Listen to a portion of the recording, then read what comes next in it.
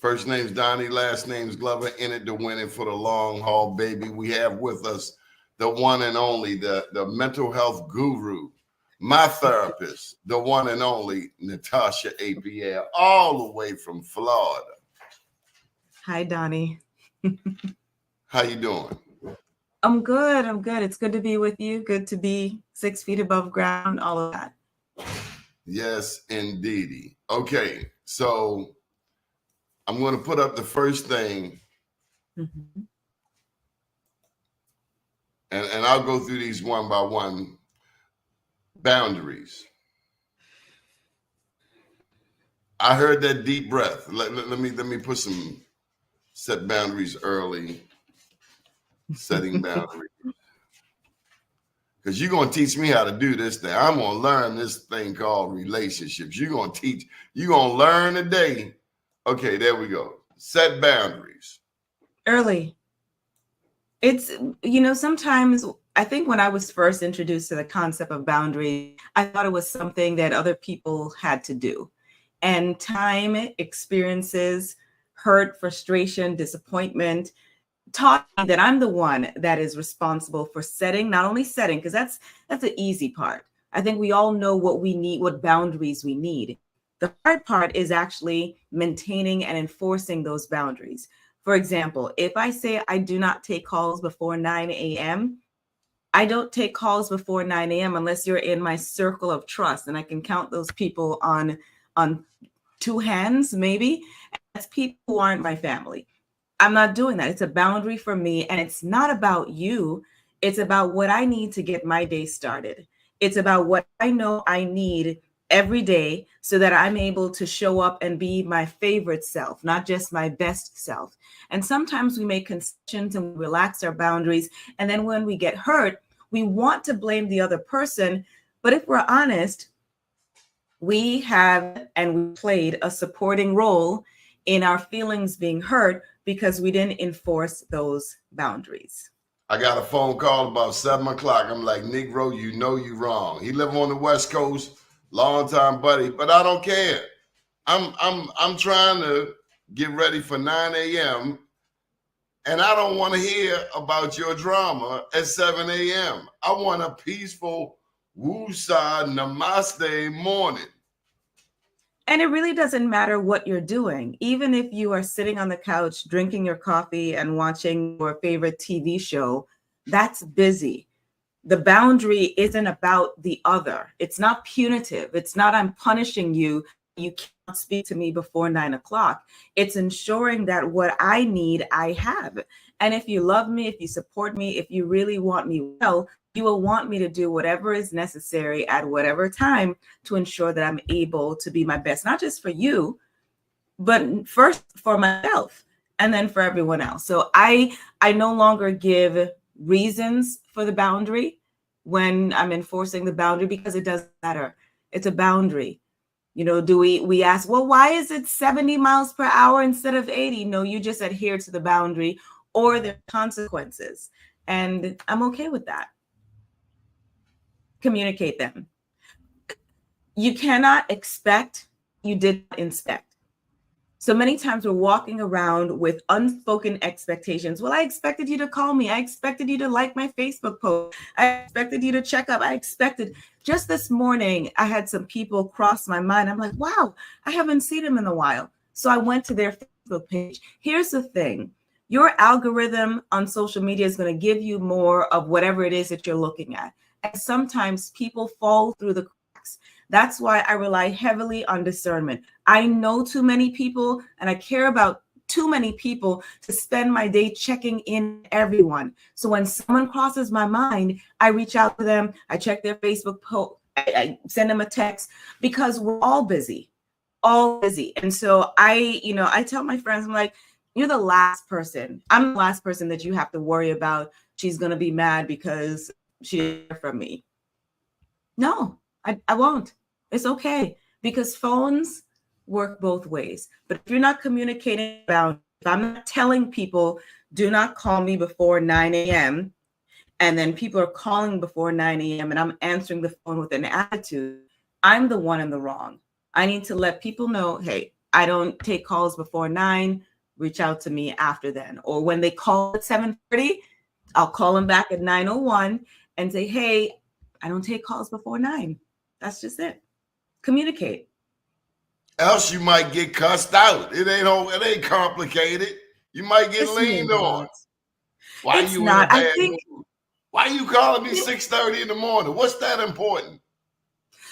And even if someone thinks that whatever they're experiencing or going through is important to warrant a 6:30 a.m. call, that's on them. That's their world. That doesn't mean it's an emergency in my world. Was it? I've heard the saying that an emergency.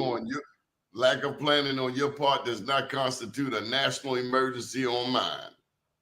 And it really doesn't even have to be that deep. You wanting to desperately tell me this thing you think is funny, I may think it's funny, but in this moment, I am busy. And it's not just 9 a.m. Sometimes I time block. So I'll batch an hour or two where I'm creating videos or writing or checking up on LinkedIn, whatever.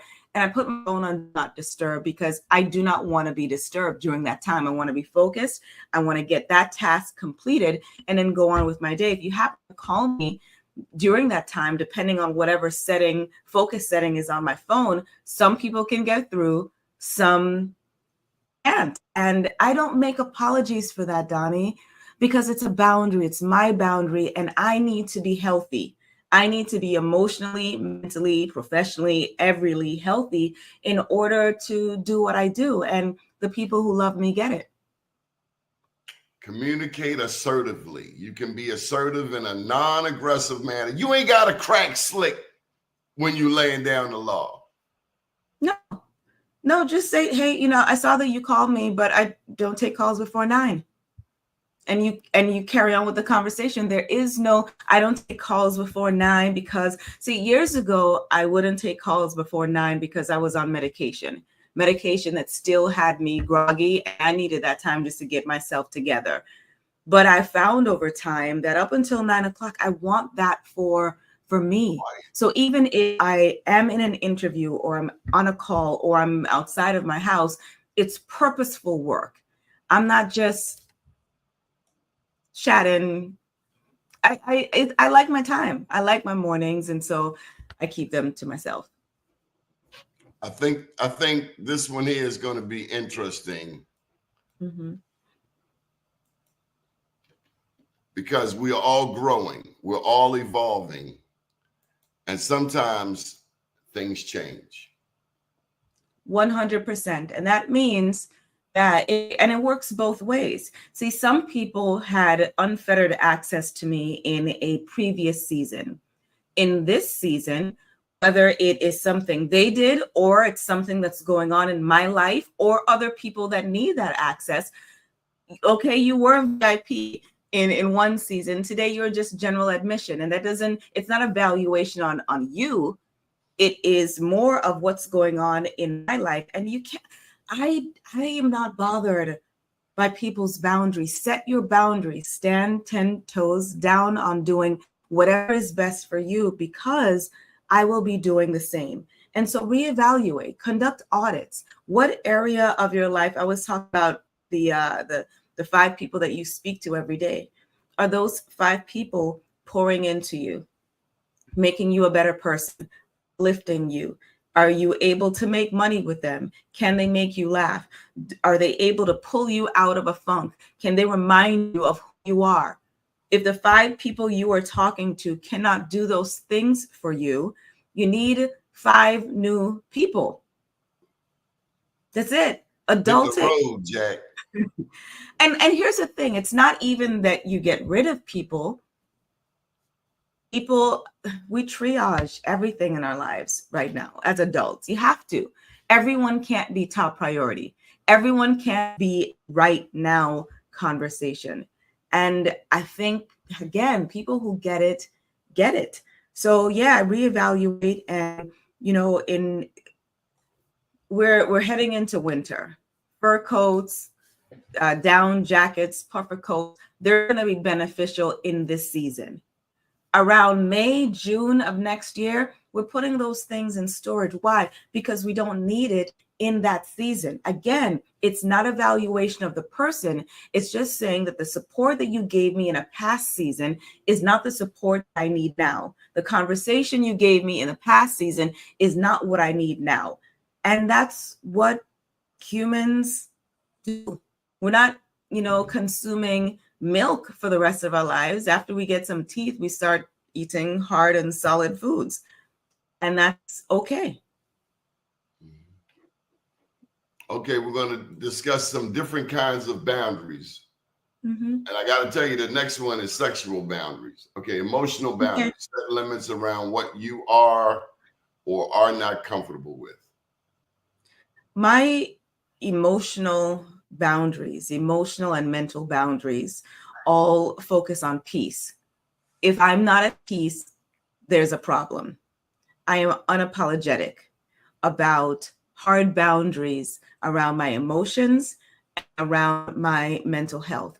I don't make excuses for it. I don't try to reason it. I don't care what people think. And that sounds harsh, but here's the thing. When you have gotten to a place in your life where you've been emotionally broken, when you have had just enough of your mind to know that you are losing your mind, you don't play with your peace. And I don't. So things that hurt my feelings back in beginning 2020, I made a deal with my God that whenever I'm hurt, angry, upset, frustrated, pissed off, whatever, I'm going to give myself 24 hours before I call, text, or email. And that's my way of self-regulation, #emotional intelligence, because I know I'm angry and I know that things affect me deeply when it hits me emotionally. These days, when things hurt my feelings, when people move funny, when I notice things, I don't grow up. I don't want to have a talk immediately. You zig, I zag. I'm okay. Do whatever is best for you because I'm going to do whatever is best for me. And some people, I think, we all need to consider whether or not our choices are, whether the relationship is solid enough to handle the choices we make. There are some people, for example, if I notice that we're not friends on Facebook or I can't get through to you, I'm calling you because Donnie, what is up? What is going on? What did I do? What did I say? We got too much history for this. Tell me what it is so I can fix it now, because that's the relationship that we have. But for some people, if I notice something acting funny, I allow you to fade it to black. I allow you to do whatever is best for you because there isn't enough deposits in this relationship for a withdrawal on my emotional energy. I won't do it. Mm-hmm. This lady, we went to the same high school. She put some stuff on my page I didn't appreciate. Click up. I didn't block. I just unfriended it because I'm not going back and forth with you. You should have known better. Come over here with that foolishness. I think we're mature enough as adults to know why someone disconnected from us. In my entire time of having, well, I mean, and if I've only had one person ever ask me why I disconnected, and if I thought the conversation would matter, I would have it, but I didn't think it would, so I didn't. Okay. This is not necessarily deep, but it certainly is a deep topic overall. Set boundaries on how you are touched, talked to, and treated. If you're not comfortable speaking and setting boundaries around how you are touched, spoken to, talked to, and treated, you shouldn't be having sex. That's just it. This is foundational. This is adulting 101. And so I think the motivational speaker who says everyone wants to be a beast until it's time to do what beasts do. Everyone wants to be called an adult and seen like an adult until it's time to do what adults do. If you are not mature enough to have these kind of foundational conversations, then you don't need to be engaging in adult things, period, full stop. We think we're grown. I've heard people say, I'm a grown A man. I'm a grown A woman. But the Mhm. behavior is not that of a grown person. People want the It's not. privileges of a king or a queen, but the accountability of a 2-year-old. And while we're on this, if you are uncomfortable having these conversations, that is an immediate red flag that you need support in having these conversations. You need to meet with a therapist, a counselor, a social worker, someone who can give you language and also help you get to the root of why you feel like you don't have a right to set the boundaries that are best for you.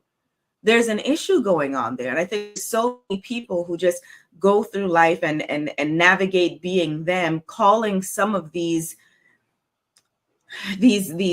I call them foundational things, their inability to engage in conversation in this way, personality traits. No, it's not.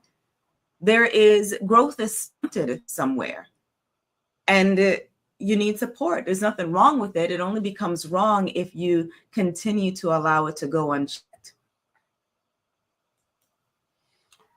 So no money, no honey. Okay, financial boundaries. Set clear expectations around how you engage with money and how you allow money to affect your relationships. Lord have mercy. How many relationships go south because of the moolah, the dinero, the plata, the greenbacks, the Benjamins? Help me out, mental health guru. Again, this is, with emotional intelligence. I am an emotional intelligence coach. I speak about it often. I believe it's a foundation for my mental health journey. The first one is self-awareness. First tenet. If you are not aware of you, your perks, your quirks, what you like, what you don't like, what your triggers are, you cannot self-regulate, which is tenet number 2, and you definitely can't communicate that to someone else. There's some people who have strict financial boundaries. They save, they are, they ensure that they live way below their means. They are afraid when things go unpaid, or they don't want to owe anyone, they don't want to have any credit card. That is their thing. Now, if they get into a relationship, they need to ensure one of two things: that they're willing to assume the entire financial burden for the relationship and making sure that everything runs according to what they want, or they need to get with someone who matches their financial energy. There's a lot of people who are back to sexual relationships, having sexual relationships, getting into relationships, marrying people, and you have not had these foundational one-on-one conversations. There's a book, I'm looking at it right now, called Intellectual Foreplay. And I recommend that anyone who's dating, newly married, or even if you're married, get that book, because it speaks about all of the things that aren't covered in the wedding and the honeymoon. How are you raising your children? Do you believe in spanking or not? Are you a timeout, gentle parent type of person? Okay, are they going to church or not going to church? Are we a 3 times a week church going group, or just an hour and a half on Sunday? Do we volunteer? Who's taking out the trash? Who's cutting the grass? And I see all of these silly arguments on Facebook. Facebook is not the place, or social media is not the place to ask the question about who's cutting grass. How are you in a whole relationship living with someone and you're asking strangers who's cutting the grass? What? Come on. We're doing things backward. Finances, do not mix your finances with anyone unless you all have had these conversations. Period. Including credit score. Credit scores, some people value them, some people don't, some people don't care. Sometimes I've heard that, people who care about credit scores are people who don't have the more than enough, the abundance. Just sitting on wads of cash, you ain't tripping about credit score because you can buy whatever you need. So know who you're with and what value they place on the things that you value. And with that also comes a conversation of prenuptial agreements. Listen, have the conversation. If you think a conversation about prenuptial agreements is going to end the relationship, then it needs to end. It needs to end. There are people getting into relationships and afraid of having difficult conversations. Then you're not ready for a relationship. You're not ready. It's either you both agree on the prenup, you both don't want a prenup, one agrees, but one doesn't, and you all decide to have it anyway. One agrees, the other one doesn't, and then you guys decide not to have it, or you decide to break up.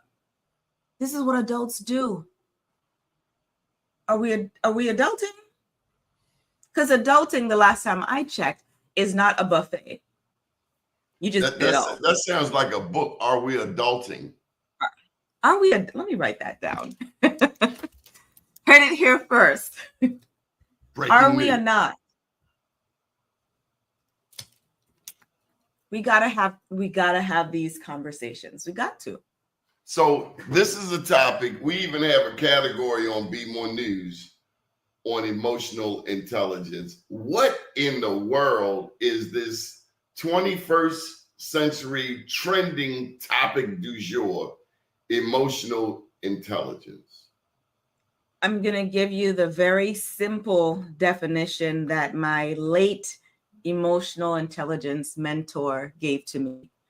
Dr. Hank Clemens said, emotional intelligence is simply being aware and smart about your own emotions and the emotions of others. That's it. That's it. Being smart, being aware and smart about your emotions. There are people blowing up, lashing out on others, and they're calling themselves adult. No, you're not.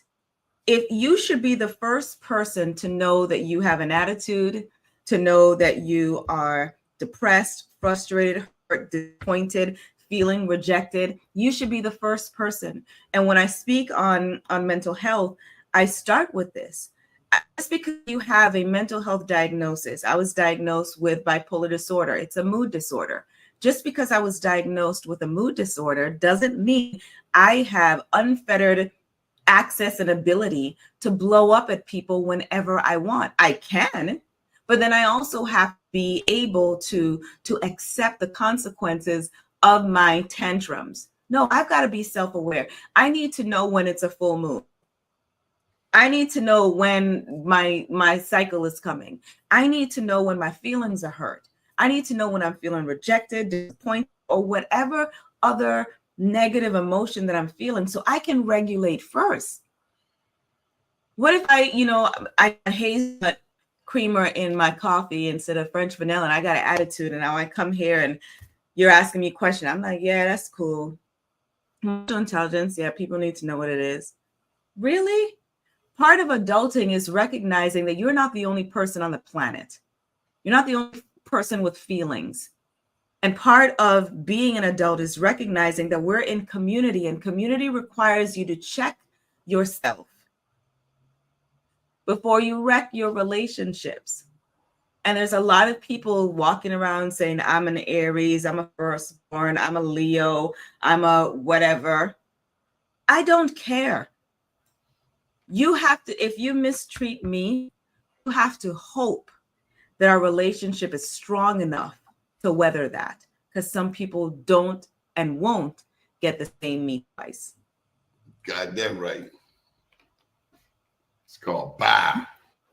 Be smart about your emotions first. Stop expecting people to feel you. Well, you should have noticed how I was feeling. How?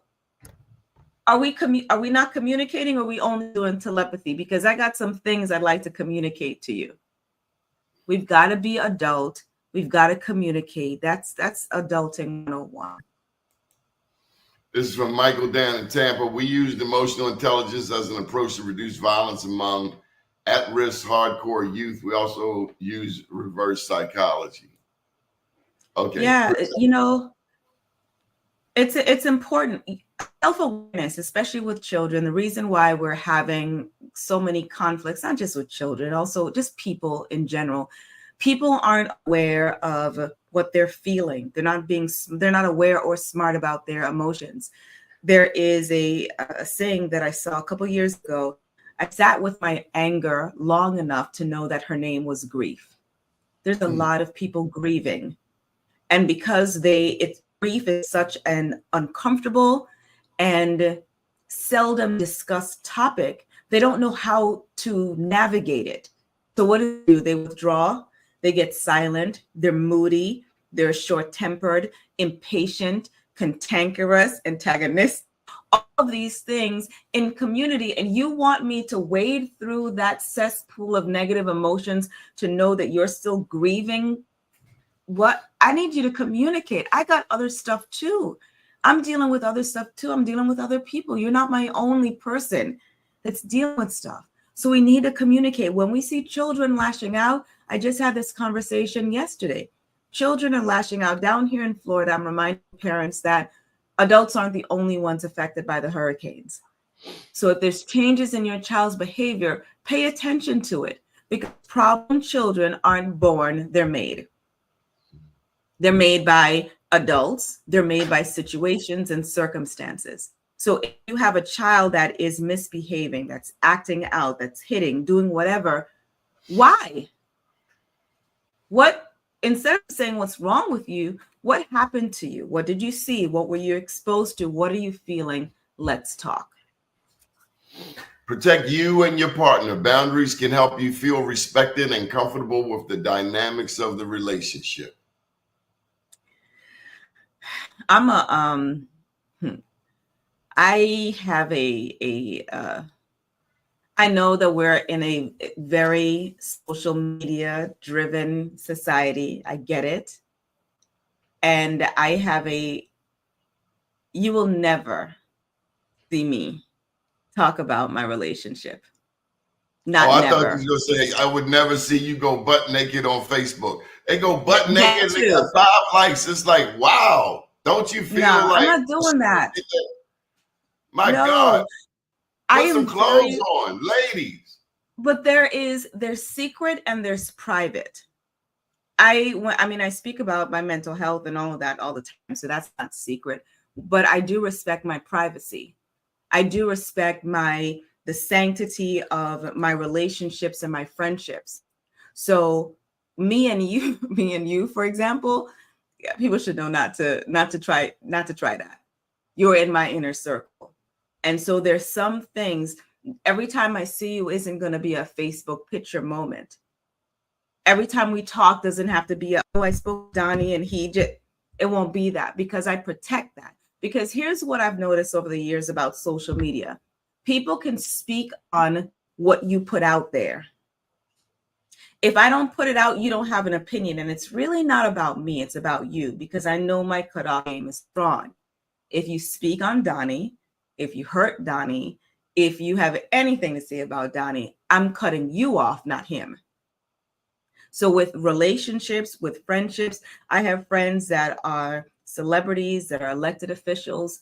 Every time we speak, every time we meet, there isn't a picture taken, because I'm protecting that relationship.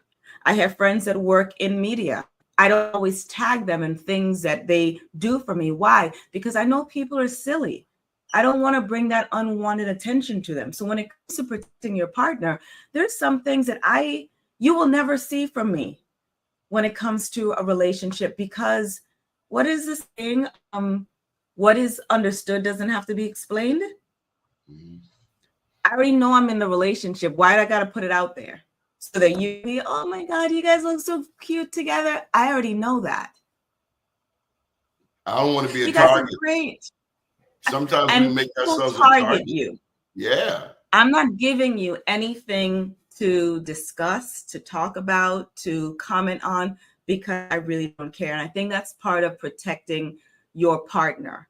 I think that, sometimes people are drawn to couples in a very unhealthy way, a very unhealed way. And I'm not opening myself up for conversation or scrutiny. So if you ever see me booed up on social media, it's AI, it's not me. Back then you didn't want me, now I'm hot, you all on me. You ain't had nothing to say then, leave me alone now. Here we go. All right, communicate expectations. Boundaries can help others. And I know we've gone through this, so I'm just kind of going through the notes. But some things deserve repeating. It's important. we aren't communicating enough as adults. We think that, I can't tell you how many times I've heard that, oh, I saw you, on social media, or I saw you on TV, or I saw you doing this. And so, can you reach out to me? Especially right now, this week, the last 3 weeks in Florida has been extremely challenging for a lot of people. And in my work, I triage my time and my attention. I'm going to address and support and help people who are in mental health crisis first before I respond to a white party. I'm going to address people who have need for housing and clothing and food first before I talk about anything else. I think adults need to recognize that here, and I've said this many times, if you have a friendship and you feel that that friend is ghosting you, why are you still in that friendship? There is never a point when I reach out to you or any of my close friends and they don't reply. And I'm like, oh, well, that she's acting funny. Donnie's acting funny. I mean, this happened to us a couple weeks ago when you message. I think people, when you're in really healthy friendships and relationships, you know the other person and you know how they move. And if they're not getting right back to you, I'm going to say, oh, yeah, they're busy. They're doing something, whatever, something came up. I'm not immediately going to, oh, she's like that, uppity man. now. It's like that. Oh, you forget people, you don't know anybody. It's silly. So I communicate times to call me, times not to call me. And that's even with male, female. I think that if you have to question whether or not it's okay to call or text me at 8 o'clock at night, don't do it. Period. Don't do it. Again, we've been through this somewhat, but just for the record, build a strong foundation. Boundaries can help you feel empowered and have self-respect. So let's give you a hypothetical. Say we meet someone that we like, and they seem attractive. It's easy. As a man, we get lost. We get lost in the sauce.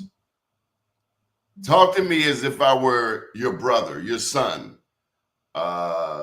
someone you're going to coach me. Okay, well, slow down, partner.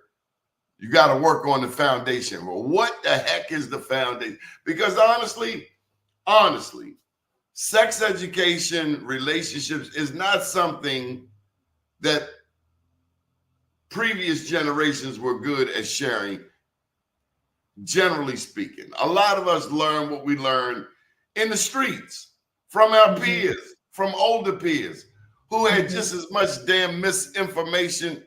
I mean, it's not like we really had a class, even down to finances. I remember going to Morehouse and I started getting all of these credit card applications. I knew I didn't want them, but no one ever really sat me down and said, look, this is what you want. This is what you don't want. This is how you use a credit card. This is how you don't use a credit card. So take me from scratch. Don't know anything about how to approach someone that I'm interested in. How do you build a strong foundation? Get a phone number. That's what we talk. Get a phone number and get the number and stop these silly. First of all, forget everything that you see on social media about, oh, I got the phone number, but I'm gonna wait 3 days to call her or call him. That's a game. Nobody wants to feel like they're part of a game. Don't do it. If you're interested, call. If you're interested, walk up and speak. If you're interested, initiate contact. I don't do games. It's silly and my time is too valuable for that. So that's the first thing. Communicate. Start it off. Number one.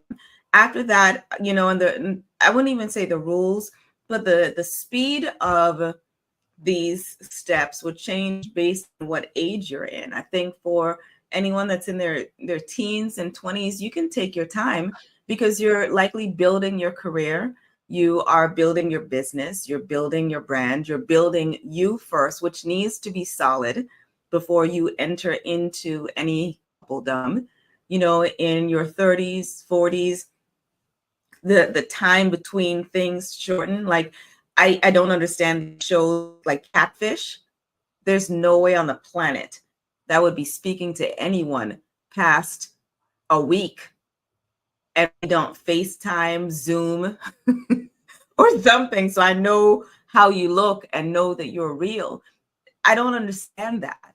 You're going to need to take a picture with today's newspaper, so I know not only proof of life, but also I can see how you look. I don't know what these people are doing, but that evidences a mental health crisis, an emotional health crisis in our nation, where people are willing to have these extended conversations with someone that they really don't know.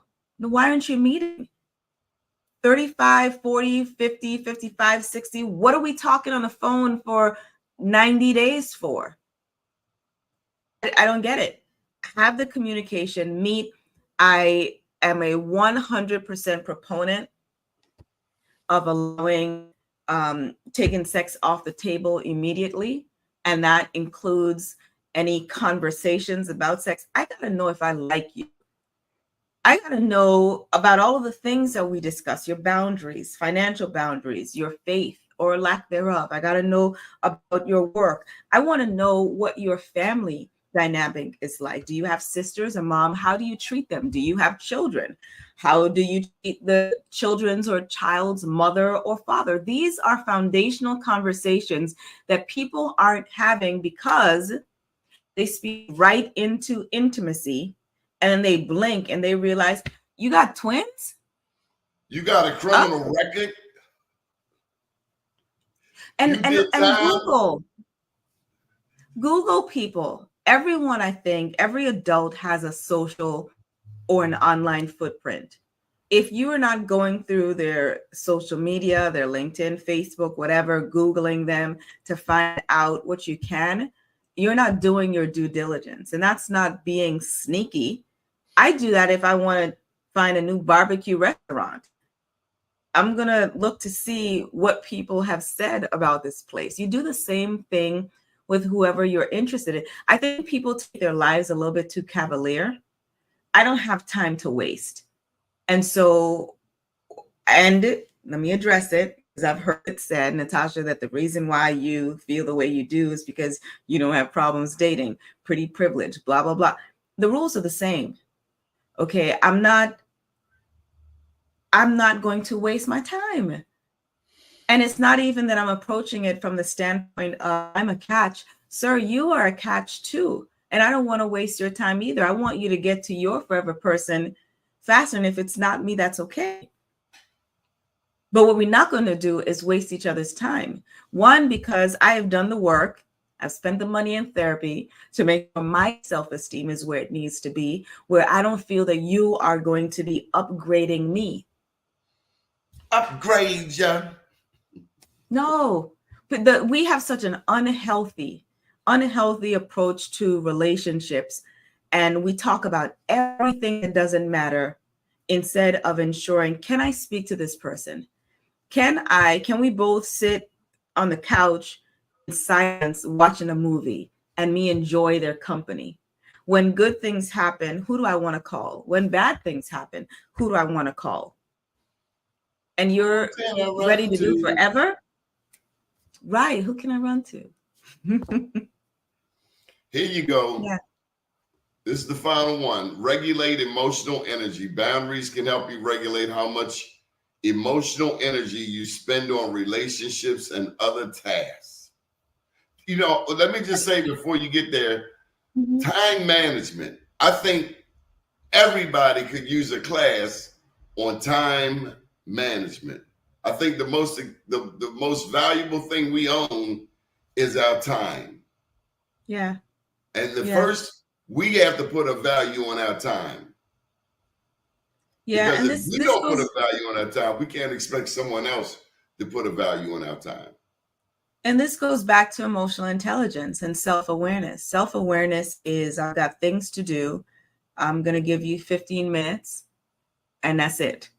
And in 15 minutes, you need to extract the most impactful parts of your whatever it is that you want to say to me, because I got other things to do. There are some people that I'll be on the phone for 3 hours with. There may be a season where we're doing that every day because it's mutually beneficial. But what I'm not doing is being on anyone's phone for 1 minute, and it's a dump on me. Because after I get off the phone with you, I need my energy. I need my energy for me, for the people that I serve, for the work that I do. And so I do not have any time on my calendar to be a dumping ground for you to back up, dump all of your stuff on me. I pump you up. It's like a dialysis. I take all of your bad energy and bad blood. I clean it, give you some good, healthy stuff. You go on with your day and you're happy and healthy and inspired. And Now I'm I am pinned up. just bogged down. Mutually beneficial. Every time we interact, every time we speak, every time we talk, I am uplifted. I'm inspired. I'm energized. I'm ready to go. I'm happy. I remember who I am. And I endeavor in that call to do the same for you. If I'm not getting that with some people, there was someone I cut off a couple months ago, unapologetically, because sometimes we have people close to us that are jealous of us. People close to you who like, oh, he's got Black USA News, he got Be More News, he getting sponsorships now. People talking about him, he writing books, he hosting award shows and giving out awards. And they're in your circle, in your midst, just lurking, and you think that they're cheering for you. But in the Caribbean, we say every skin teeth ain't a smile. Every time an animal shows their teeth to you, it doesn't mean that they're smiling. It could be that they're ready to bite you. And this person was annoyed that I wasn't helping to elevate their career and life and brand as I was doing my own. Okay, thank you for raising your hand and letting me know that you're self-selecting out of connection, because this isn't mutually beneficial. And I didn't even want to talk about it. I'm done. Nope. What is I imposter? regulate my emotional energy. What is imposter syndrome? What? Interesting that you're asking me that. I just did an interview on that. Imposter syndrome is the feeling that you're a fraud, that you don't belong, that you're going to be found out as not being capable, educated, experienced enough. It happens with a lot of people when they go into new situations sometimes. It happens a lot with women, especially if they're in male-dominated industries. It can happen with a person based on their youth. If they're the youngest in a crowd of people who are older than them, you begin to question their worth and their value. And when a person is experiencing imposter syndrome, they tend to self-select out of opportunities. They begin to self-sabotage because they have to ensure that their actions are in alignment with what they're thinking and feeling, which is I'm not good enough. And how you combat that is, definitely, reframing thoughts, definitely looking at your resume, your body of work, seeing the impact that you've made. But this is where community comes in. Having people around you, and back to emotional intelligence, reality testing, having people who can remind you of who you are, being able to pick up the phone and call a Donnie or Natasha and be like, what? Do you know the impact that you've had? Do you know how long you've had your own TV show, your own news, your own website, your own magazine, your own award shows? Do you know where you have been? You need to go reread your books. You need to remember who you are. That's where the reality testing comes in. Having those top 5 people who can pour back into you. Like they said, what? Come on. Seriously, let me remind you of who you are. Let me remind you of the king that you've always been. Just because some people are finding out about you now doesn't mean that you haven't always been. A diamond in feces, still a diamond. If someone just happens to like, oh, I didn't know this diamond was so rare, it didn't stop you from being rare because they weren't aware of it. So I surround myself with people that in a pinch, when I'm low, when my emotional, mental energy, even my self-esteem has taken a hit, I can talk to some people and they can remind me that, Natasha, you've always been a girl. Always. Here are some common goals for healthy relationships. Communication. Prioritizing communication can help you and your partner resolve conflicts, empathize, and forgive more quickly. Forgiveness. Ooh, forgive us as we forgive others. Lord, forgive me as I forgive others. Yikes! That forgiveness thing is has come up several times for me this week. And it is, I have a different take on it, Donnie. And it's different from what I felt and believed before. Number one, I believe forgiveness is for us. It's not about the other person. Forgiveness, when I look at it, it allows me to free up the emotional and mental space that that incident or act or hurt or slight is taking up. So once I can release, process that event or experience, I'm able to reclaim the energy that I need to be creative, that I need to be productive, to create videos, to come and chat with you. So it's really about me. It is not about letting someone off the hook. I don't care. Here's the thing. If I believe in a God that takes care of me, if I believe in a God that cares about what hurts me, if I believe the whole vengeance is mine and all that stuff, if I believe in karma, then it's not my business to worry and need a front row seat about how you're taken care of for what you did to me. I don't care about you anymore. I got my energy back. I'm good. Now, I know a lot of people say forgiveness, it's unconditional. Everybody got to get forgiveness. I don't believe that. I don't believe that I need to have a conversation with everyone to let them know that I've forgiven them. I don't believe that it is it's really about the other person. And I don't believe everyone gets it, because I think sometimes it's conditional in the same way that Second Chronicles, I think 7:9 or 17:14 tells me, if my people who are called by my name will humble themselves and pray, seek my face, turn from their wicked ways, comma, Then will I hear from heaven. Then. So you have to do all of these things first, and then I'll hear from heaven and forgive your sins and heal your land. So if it's in the book that people want to use to tell me that I need to forgive, let's look at all of it. Mm-hmm. So maybe I say, if you come to me and apologize and no longer engage in behavior that got us here in the first place, then I will hear your request for forgiveness, forgive you your indiscretion or whatever, and perhaps we can resume a relationship. Forgiveness doesn't mean reconnection. Forgiveness, when someone says, hey, I'm sorry, my bad, I messed up. Thank you. I heard you. I received your apology. That doesn't mean we're going to go to dinner tomorrow. That doesn't mean that we're going to be bosom buddies like before. There's some actions, some hurts that will never be like it was before. That's why you got to check the way you treat people and make sure that whatever you're about to do to them, the relationship that you all have can withstand that behavior. Because I know me, I'm unapologetic when I cut off. God, my God, has to tell me, nah, Natasha, go back and speak to him. Because I'm not doing it. Hit the road, Jack, and don't you come back no more. This is about peace. It's about, we're talking boundaries. So this is about what enables you to have a healthy, safe existence. When we drive on the road and there's guardrails, they are there to ensure a boundary, to ensure that we have a healthy, safe ride. I've got boundaries, guardrails, parameters on my life, in my world, to ensure that I can be as healthy, as happy, as safe as I can while I'm here in this earthly realm.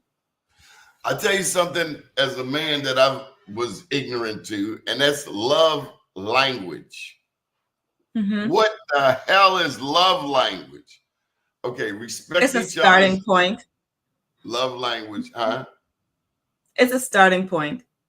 Okay. Learning your partner's love language can help you better meet their needs and express affection. Love languages can include words of affirmation, acts of service, quality time, Physical physical touch, touch. or receiving gifts. Yeah. Yeah. It's a starting point. I think some people, they take the test and that becomes their hard and fast rule. If he doesn't give me words of affirmation, I can't be together. There's some people that I want words of affirmation from, and some people I don't. I want the It actions varies. to match the words. Yeah, the actions have to match the words, but some things are easy. It is very easy for me to affirm people. Very easy. I do it every day, all day. I don't care who you are. I'm going to speak life into you. That's easy for me. It is also one of my love languages where I want to hear words of affirmation, but I only want to hear it from people that I like, love, and trust. So a stranger walking on the street, like, oh my God, you're so beautiful, or I love the way you do this, I say thank you, because that communication is an extension of themselves to me, but it doesn't fall and deeply on my heart. I want the people that I'm in close relationship with to say, you know what, I'm proud of you. You nailed that interview. You handled that. Thank you for what you did. I want to hear that from the people I'm close to. Physical touch, I only want that from the person I'm in a relationship with, maybe a few hours. Others, I don't like people touching me like that. I don't like people in my personal space. I'm gonna Gifts, be honest that's with you. not me. I've been to a massage place before, and I didn't like where it was going. I was like, did they just do that? Oh, Yeah. oh. But this is emotional intelligence again. It is recognizing, being self-aware. What do you like? And just because I don't like strangers you're touching not same, sometimes I don't even want to shake hands. It's not about the other person. It's just where my comfort is right now. And that's another thing about boundaries. We need to respect people's boundaries and stop questioning them. For example, if someone tells you they do not drink, that is not your opportunity to ask why, to ask if something happened, to ask, oh, are you an AA? Are you an alcoholic? I don't drink. Period. Full stop. Your next thing will be like, oh, okay. Well, we have Pepsi products, and we also have like some cran grape juice, water. Is there anything else I can get for you? This silliness that has been accepted in our culture, where people feel okay with asking someone why they don't drink. Are you kidding me? It's a boundary. Period. I don't drink. I do not want anything to drink. Period.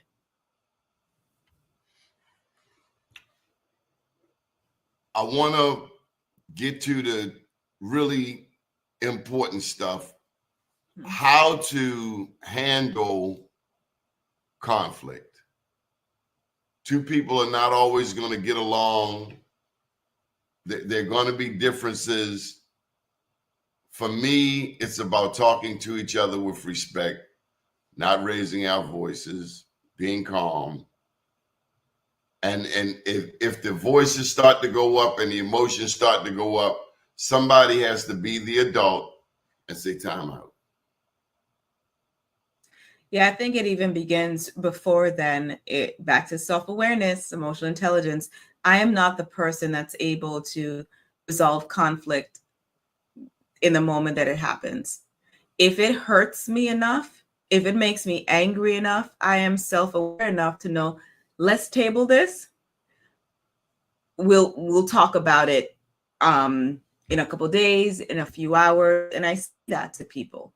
If you push me to communicate with you, I have not had enough time to spray a breeze on my words. And And so process you're going to get raw words with raw emotion. If you allow me some time, I'll be able to better articulate. So it starts even as soon as the issue happens. You want to talk? Can you talk about this now, or do you need a little bit of time? I need a little bit of time. All right. if we're talking about, whenever we do have the conversation, we're having a conversation and we're respecting people.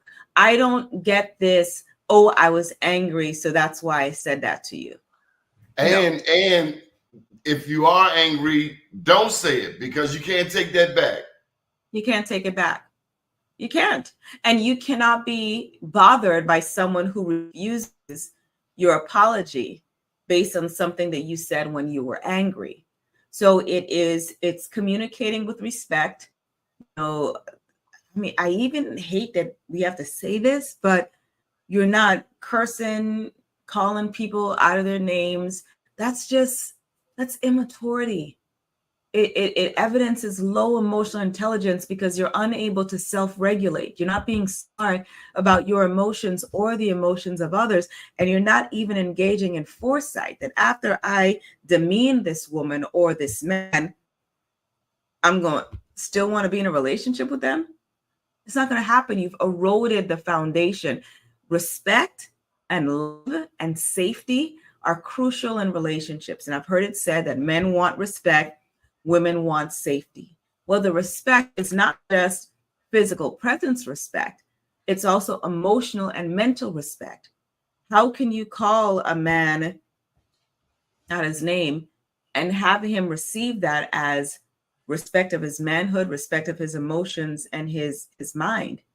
In the same way, when it comes to safety with women, how can you yell or use your physical presence to intimidate and think that she's going to still find you as an emotionally safe place? It's not going to happen. So back to intellectual foreplay, back to the dating stage. How do you argue? Are you boisterous? Are you, do you get your hands going? Do you argue in public? Because arguing in public is a no-no for me. So if you're one of those, we're in the grocery store and you want to have it out in aisle 4, I'm not the person for you because I'm not doing that. These are the conversations that need to be happening before you move in together and start arguing about who cuts the grass and takes out the trash. Why don't you put a commercial in for yourself? Tell them who you are. Tell them why they need to hire you. And Absolutely. Tell them you will. So I am Natasha Pierre. I am a mental health educator, author, keynote speaker, trainer, and a host of other things. I work with individuals, nonprofits, corporations, associations, and I infuse mental health into everything that I do because it is foundational for what you, your employees, your church, your business, your family needs. You can find me on social media at Natasha Pierre Official. My DMs are always open for anything related to mental health and substance use. And I would love to be a keynote speaker or be on a panel or even host a webinar for you, your organization, your corporation, association, and to have some of these courageous conversations about emotional intelligence, mental health, and how they play a vital and pivotal role in the work that we do and in the lives that we live. So thank you, Donnie, for that opportunity. I have to bring you back before this election. I think we've given people enough to chew on right here. But in our next conversation, I'll just put it out there. I want to talk with you about men who have a problem voting for women. Where do these people come from? They work with us. They work with us. They're in churches. They're everywhere. They're everywhere. Are they traumatized? If a woman knows the way, my God, let her lead. Haven't you heard of the Queens of Africa? No, we live in a society that's still heavily steeped in patriarchy. He's a traitor. But invaded a faulty man. For some men, for some people, a faulty man is still better than the most qualified woman. My God, and you got black men just holding signs with the most egregious words on them about this woman. This man was a traitor. He would be put down in other countries. So he'd be ding, ding, bye-bye. Emotional intelligence. Where is that hatred coming from? See, anytime you feel a negative emotion, Trace that emotion to the thought. What is the thought that you're having that makes you want to say these things? What is the emotion that you're feeling that comes from the thought that makes you act in this way? Emotional intelligence isn't just a buzzword. It's not a new thing. It's actually becoming and is more valuable than IQ, your intellectual quotient, the EQ, your ability to understand, recognize, and regulate your own emotions so that you can do that with others is actually a sought after quality in leaders. And if you are unable to do that, you are unable to be an effective leader. So none of this surprises me at all. I hope the women in their lives realize who they are with. I mean, I was so disappointed. And then I saw some black women out there helping them hold the signs, and it was like, what? Well, Is this I think is this Juneteenth? Are they just finding out slavery is over? I mean, what in the world happened? I think Did that there's a the lot of cognitive dissonance. I think that there are people who say they believe something, but who don't actually believe it. There are people who are trying to convince themselves that they believe something. And this is why I'm such a proponent of therapy, because you don't know what you don't know, and you don't know what's coming up and seeping through your communication and actions. And this isn't just about voting. This is just about life. There's so many unresolved hurts, traumas, slights that people are living with, and they're bringing them into relationships. They're bringing them into the workplace, bringing them into parenting. And we got this, bringing them onto social media, and it's just leaking out there. And if they would just take some time, I advocate for everyone to do 6 months of once a week therapy where they're going all in.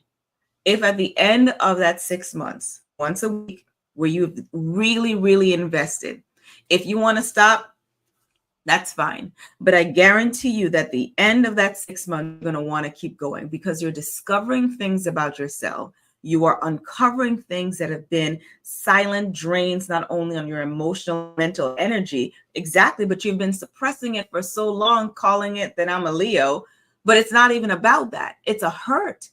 It's a hurt. And once you heal that wound, you'll find that you have more freedom to love, to be, and to not care about what other people do.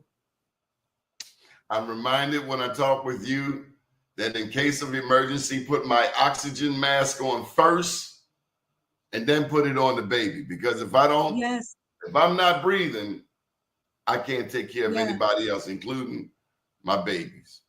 That's a boundary.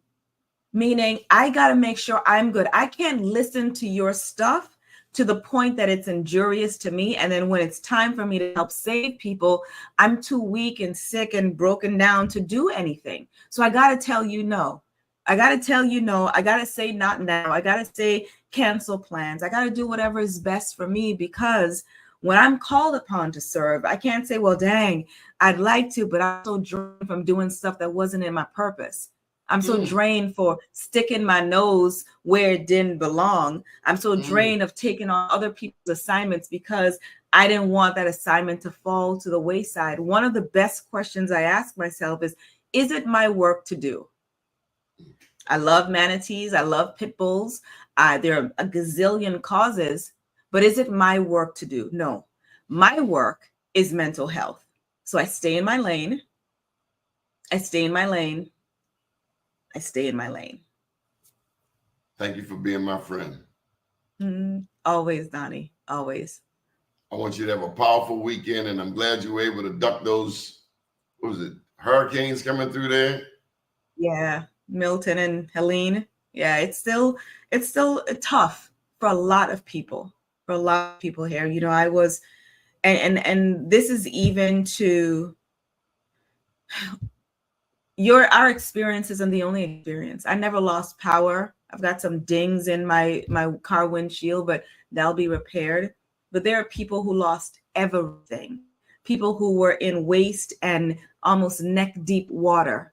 People who were not in flood zones, but because a river overflowed, Now their houses are flooded, and these are people without flood insurance. So perspective is great. And even in this time, I'm exercising boundaries. So I can't always volunteer everywhere, but I Yeah. could send something. Yeah. I could donate money, or I could donate clothes, or donate food, or donate whatever it is. I can't be everywhere because I got to make sure I'm still able to do my assignment, because my assignment is mental health. Did the hurricane take away the governor? Like, okay, I was. No. The takeaway. It's man, there's so much for us to talk about, because there's so much that came out in this hurricane, the good, the bad, and the dreadfully ugly. And I think there's something to be said about communication, about journalism, about how people get and obtain their news, and even how they vet their news. Because there was so much misinformation that even got to me. And I'm like, did you even call the number to see if this works? Did you check the website? Who did you hear this from? I tell people, if you get some information, go to 3 reputable sites. And if you don't see it there, don't share it. It's not true, because it's only delaying progress, prolonging pain, and making people who are already frustrated even more frustrated. So that's for, future conversation. Thank you, Natasha. I wish you a Thank peaceful you. weekend. Always a pleasure. If I think better, I Always. do better. Special thank you to Vin McCormick for New Life Recovery Show every Monday, Wednesday, Friday at 12 noon. Come back anytime you want. And this is therapy. Let me tell you, as you minister, believe you me, I'm the first one in the class, because I get my therapy out of here. Good. Have a good Always. afternoon. Thank you.